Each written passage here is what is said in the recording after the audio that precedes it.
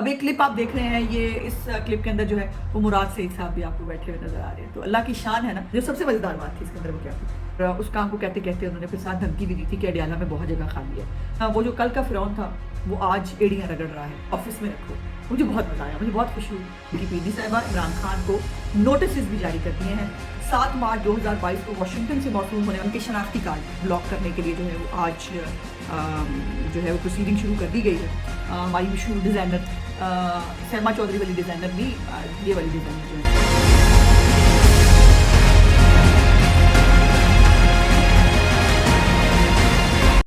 बिस्मिल्लाहिर्रहमानिर्रहीम, अस्सलाम वालेकुम। टुडे विद अज़मा बुखारी के आज के व्लॉग के साथ मैं हाज़िर खिदमत हूँ। और आज यकीनन फिर से मियां नवाज शरीफ साहब तशरीफ़ लाए थे 180H, और आज साहिवाल डिवीज़न की बोर्ड मीटिंग थी जिसके अंदर मुख्तलिफ जो उम्मीदवारान हजरात हैं उनकी इंटरव्यू हुआ। इंटरव्यू क्या होता है, ये एक्चुअली मियां साहब के साथ दिल की बातें होती हैं। हमारे पार्टी के पुराने लोग जो हैं, जो मियां साहब के साथ जिनका पहले ताल्लुक़ रहा है वो भी, या कुछ नए लोग जो कैंडिडेट्स होते हैं वो मियां साहब से गुफ्तगू करते हैं। और आज मियां साहब ने भी अपनी बहुत सारी दिल की बातें की हैं इस बोर्ड मीटिंग के अंदर, जो आपने यकीनन देखी भी होंगी मीडिया के ऊपर, वो लाइव भी चली। जिसके अंदर जो ये केसेस मियां साहब के ऊपर कैसे बनाए गए थे, इसमें कौन कौन से साजिशी और कौन से लोग जो हैं वो इसका पार्ट एंड पार्सल थे, उसके ऊपर आज पहली दफ़ा मैं समझती हूँ कि मियां साहब ने खुल के बात की। जिसके अंदर राहील शरीफ के बारे में बात हो, जनरल बाजवा के बारे में बात हो, उसके ऊपर उन्होंने कहा कि उनके साथ मैंने कुछ बुरा नहीं किया था, ना मैंने कोई साजिश की थी, लेकिन मेरे साथ ही किया गया। फिर जो माशाल्लाह हमारे हीरे हैं, जो जुडिशरी के हीरे थे हमारे, अजमत शेख साहब हो। अजमत शेख साहब के बारे में तो उन्होंने बताया कि किसी रिश्तेदार का कोई काम वो कह रहे थे, और उस काम को कहते कहते उन्होंने फिर साथ धमकी भी दी थी कि अडियाला में बहुत जगह खाली है। सो जब इस किस्म के जज जो हैं वो जब इंसाफ की मसनद पे बैठते हैं, फिर इस किस्म के ही फैसले होते हैं, जिस तरह का पनामा के केस में आपने देखा।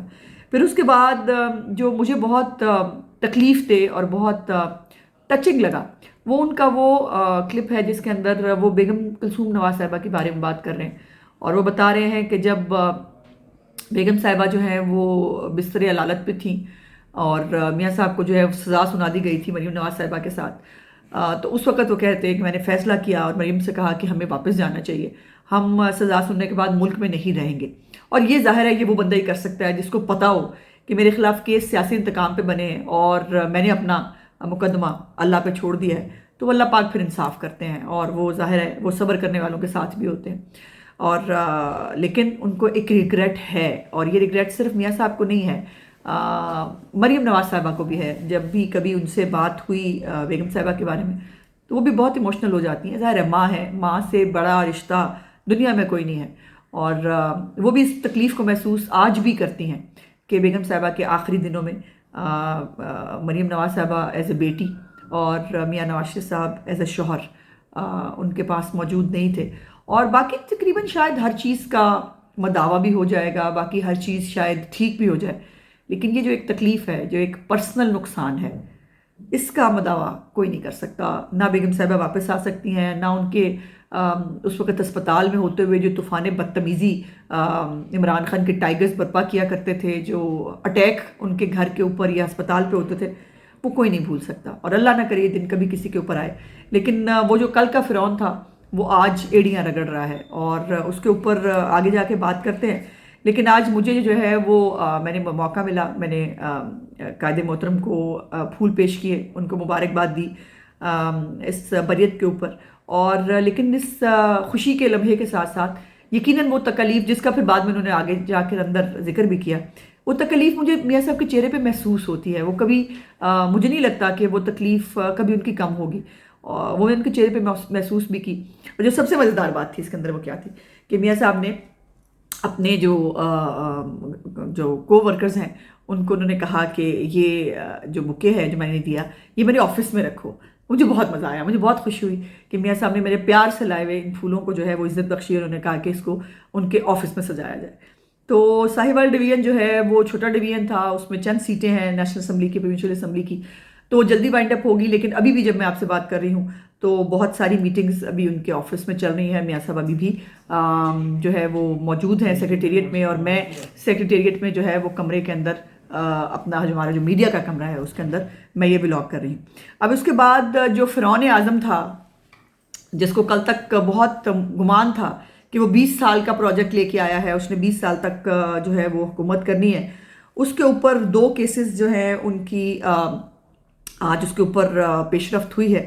سب سے پہلا جو غیر شرعی نکاح کا کیس ہے اس کے قابل سماعت یا ناقابل سماعت ہونے کے حوالے سے سینئر سول جج قدرت اللہ کا فیصلہ جو ہے وہ آ گیا ہے، جس کے اوپر انہوں نے سماعت کے لیے اس درخواست کو منظور کر لیا ہے، اور دفعہ 496 پی پی سی جو ہے اس کے تحت فریقین مطلب پنکی پیرنی صاحبہ عمران خان کو نوٹسز بھی جاری کر دیے ہیں، اور بشرا بی بی اور عمران خان کے خلاف زنا بالرضا کا جو ہے وہ کیس چلے گا. یہ بھی شاید پاکستان کی ہسٹری میں پہلی دفعہ ہوگا کہ ایک ایسا لیڈر جس کو رول ماڈل لوگ سمجھتے تھے، بناتے تھے اپنے لیے، اس کا عالم یہ ہے کہ وہ اس طرح کے کیس کے اندر اس کو جو ہے وہ ٹرائی کیا جائے گا.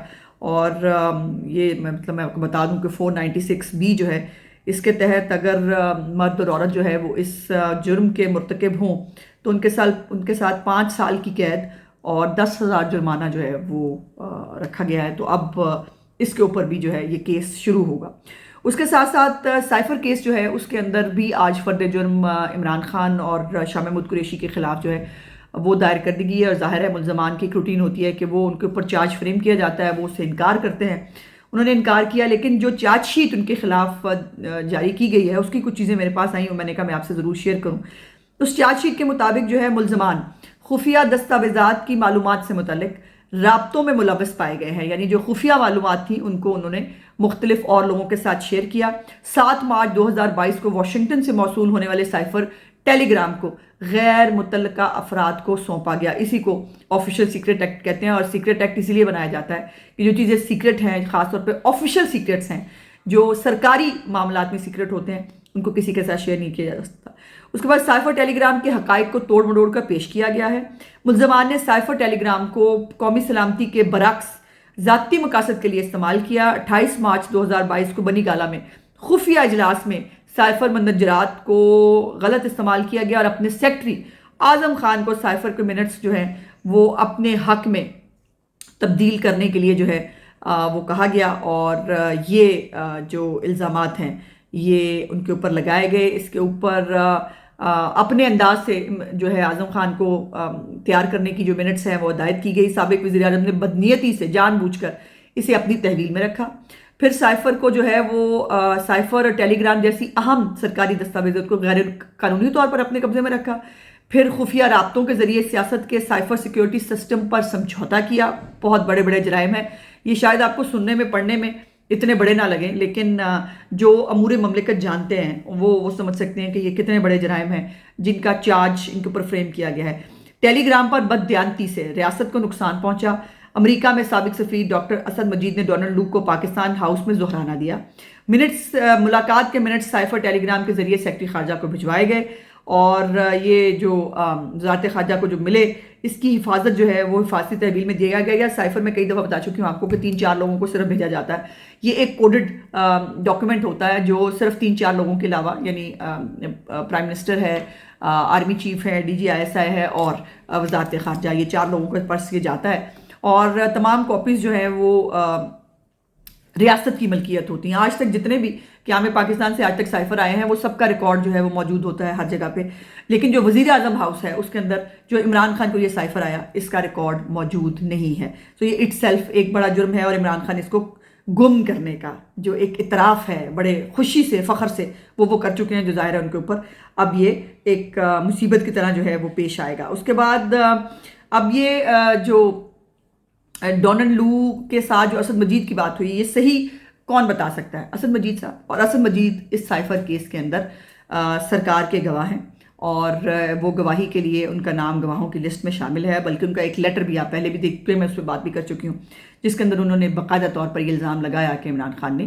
قومی سلامتی کے ساتھ کھیلا. اس کے بعد اینڈ پہ اب جو بات ہے کہ جو ملٹری کورٹس کے اندر جو ٹرائلز ہیں اس کو آپ کو پتہ ہے کہ جاتے جاتے بندیال صاحب یہ کارنامہ فرما گئے تھے کہ ان کو یہ ملٹری ٹرائلز عمران خان کی محبت میں، آپ کو پتہ ہے نا، مہجبین آنٹی اور جو ہماری دوسری آنٹی ہیں، کیا نام ہے ان کا، رفیہ آنٹی، ان کی جو محبتیں ہیں ان کو تو پھر وہ آپ کو پتہ نا آگے لے کے چلتے ہی تھے. سو وہ اس کے اندر انہوں نے یہ ملٹری جو کورٹس ہیں ان کے اس کو ٹرائل کو روک بھی دیا اور ملٹری ایکٹ جو ہے اس کو بھی ابالش کر دیا. اس کے اوپر آج ریویو پٹیشن تھی. مختلف جو شہداء فاؤنڈیشن ہے ان کی طرف سے مختلف تقریباً تمام حکومتوں کی طرف سے جو ہے وہ یہ پٹیشن جو ہیں وہ ڈالی گئی تھی.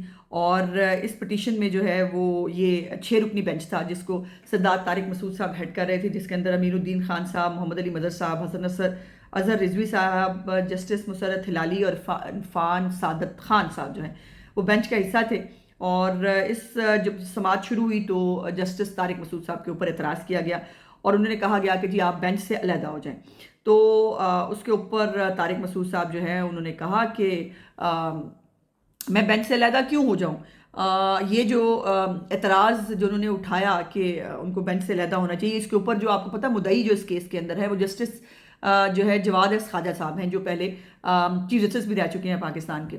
اور ان کی ایک اپنی اس کے اوپر جو ہے وہ ایک ججمنٹ موجود تھی جس کے اندر انہوں نے لکھا ہوا ہے کہ ان کا فیصلہ یہ ہے کہ جج کی مرضی ہے کہ وہ اعتراض پہ بینچ سے علیحدہ ہو یا نہ ہو.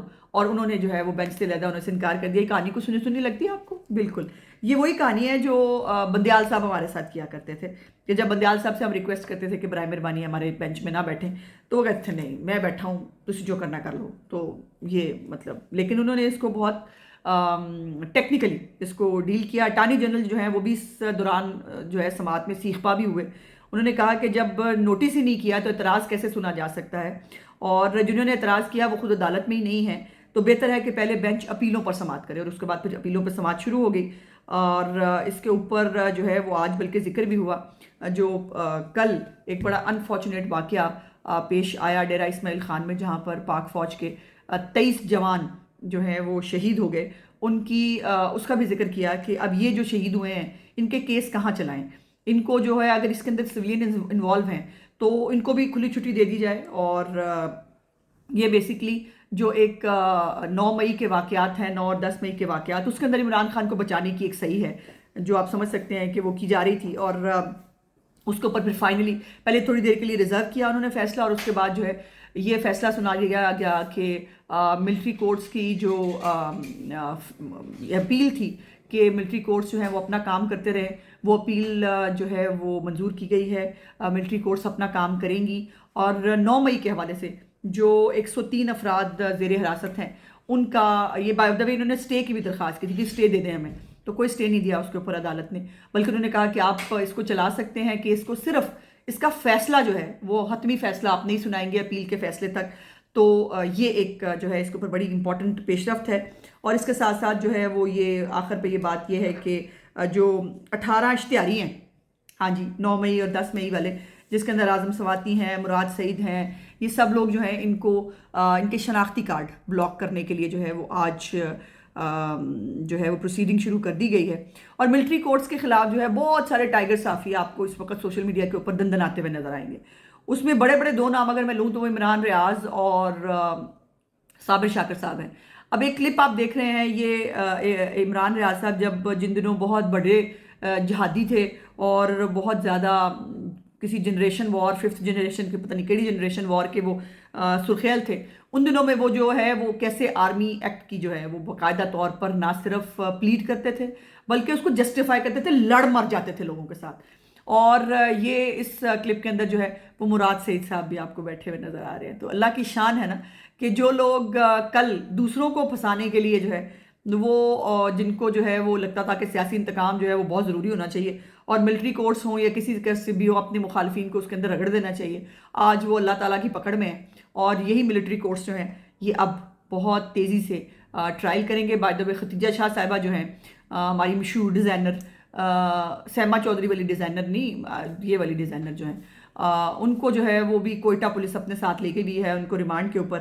اور جن کو لگتا تھا کہ 9 مئی 10 مئی میں جو ہے وہ ہم نے جو بھی کر لیا وہ ہماری بچکانہ اور معصوم قسم کی حرکات سمجھ کر نظر انداز کر دی جائیں گی، تو وہ نہیں ہوگا. اور ریاست کا فیصلہ اس کے اوپر اٹل ہے. جس نے بھی یہ 9-10 مئی کے اندر ایک فوج کے ادارے کے خلاف بغاوت کی کوشش کی ہے اس کے لیے کوئی معافی نہیں. میرا آج کا ولاگ دیکھنے کا بہت بہت شکریہ. انشاءاللہ اگلی ولاگ میں آپ سے بات چیت ہوگی. میرے چینل کو لائک سبسکرائب اور شیئر ضرور کر دیجیے گی. خدا حافظ.